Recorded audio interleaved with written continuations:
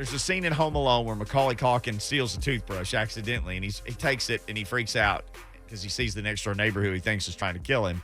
Sorry if I'm spoiling this movie for anybody home alone.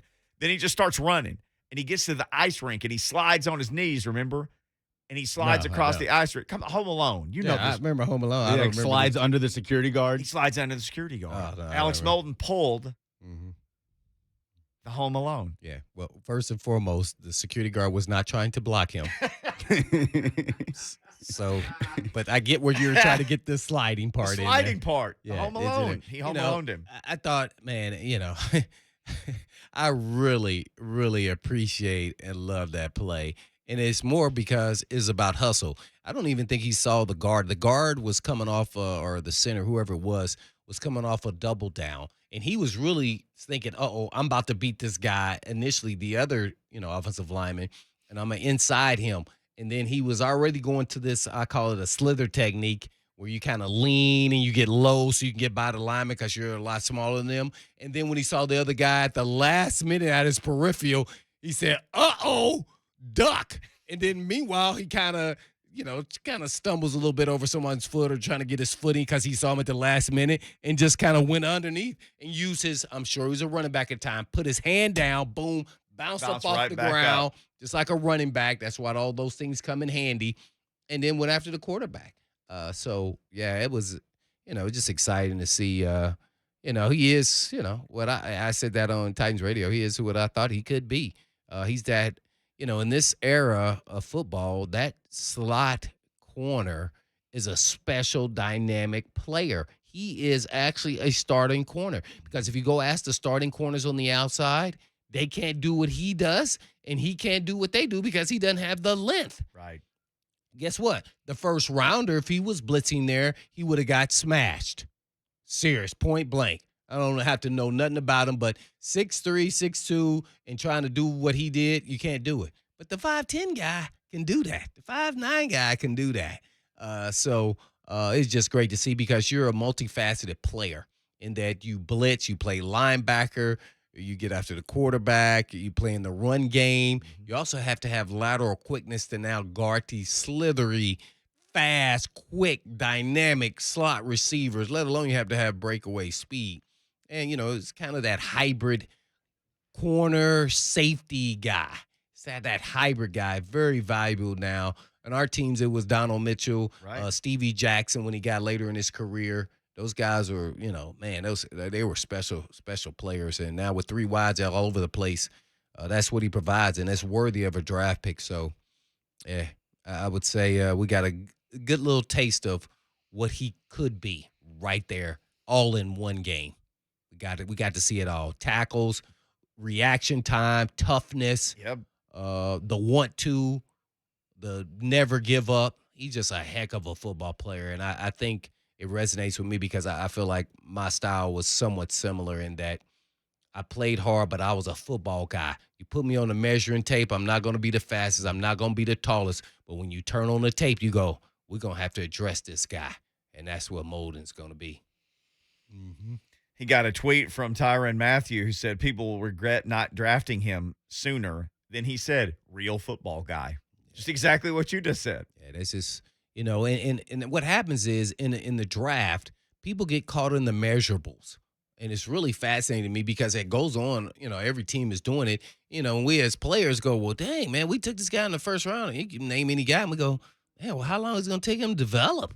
We need him now, depending on where your team is at. It may take him another year. With the guy in the third round, you feel like, man, this guy, he's ready to go right now. Now, he may have peaked already.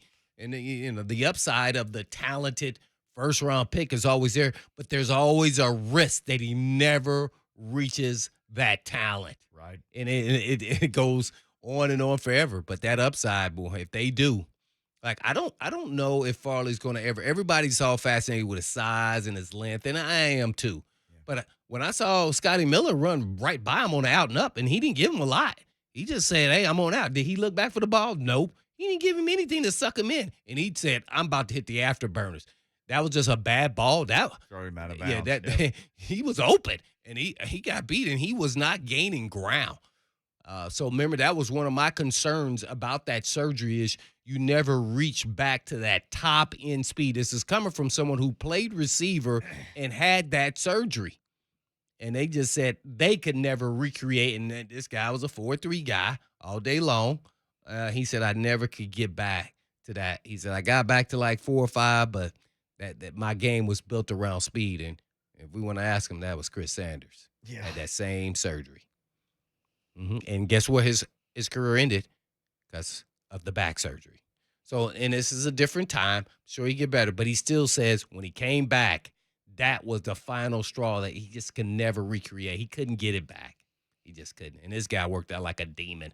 Talking about running in the sand pits and Right. all kind of, man, this It guy. wasn't a lack of work on his part. Yeah. No doubt. Yeah, no doubt. Well, we did get a little taste of it again with the. That was awesome to see, though. Wow. And like you said, he stuck his nose in the line on run plays. He was instinctive all over the field.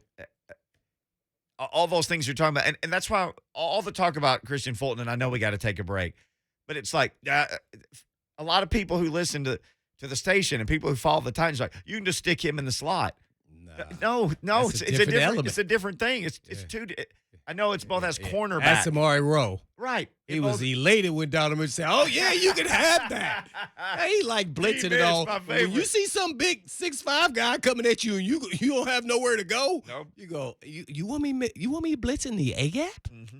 And then you loop around. Why can't the D lineman loop there and I go just stay outside? Yeah, well, that's how it's set up because they don't expect you to go in there. Hey, man, come on in, little fella. Let's see what you got. Yeah, exactly. So that was, I mean, he was the highlight of the game. Besides the backup quarterback battle, I love how they implemented them going 2 series back-to-back because that's exactly how you'll be as a backup quarterback. You know, you got to go in there at the last minute and, hey, we got to keep things rolling. Right. That's the most pressure you can have. And they told them they were going to do that. So I really like that. As much as I like Logan Woodside, I think Barkley, if they do that again, Barkley's only been here 2 weeks, let's say that. Yeah. And he looked already like it's a draw.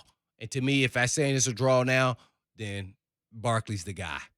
And I hate it because Woodside, he's been here and he deserves it. And, you know, they talk about he can get picked up by, you know, the Falcons. Yeah. But, hey, it's about winning. And if Barkley gives you the best chance of winning with Tannehill, if he ever goes down, knock on wood, I think you could care less and you could find another quarterback to develop or to put on that practice squad where he can learn the offense.